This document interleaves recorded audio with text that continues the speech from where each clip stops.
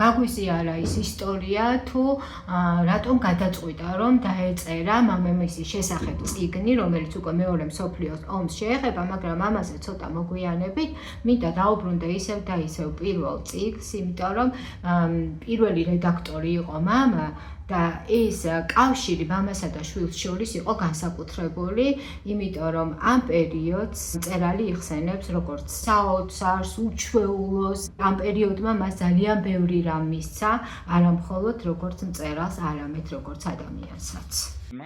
ის მართლაც ლიტერატურის მოყვარული ადამიანი იყო. უზამოდ კარგი მკითხველი იყო. ყოველდღე კითხულობდა. ალბათ კვირაში 2-3 წიგნს მაინც ასრულებდა.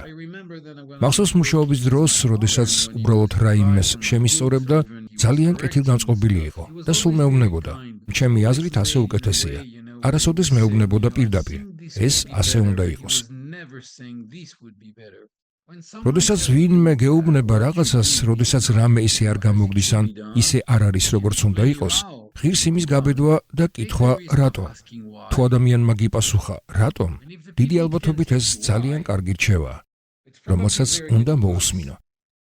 თუნდაც თუ არ ეთანხმები, მაინც გეცოდინება მიზეზი, იმიტომ რომ აგიხსნეს.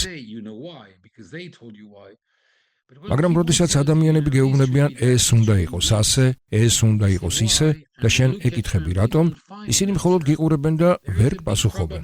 დიდი ალბათობით მათი კომენტარი უფრო ეგოზეა დაფუძნებული ვიდრე რეალურ საჭიროებაზე.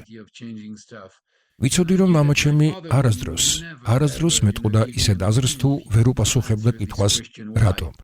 და მეც ვეკითხებოდი, არა დაპირების მიზნით, არამედ იმიტომ რომ სურდა მესწავლა. ეს ძალიან კარგი, მნიშვნელოვანი და ღირებული გამოცდილება იყო.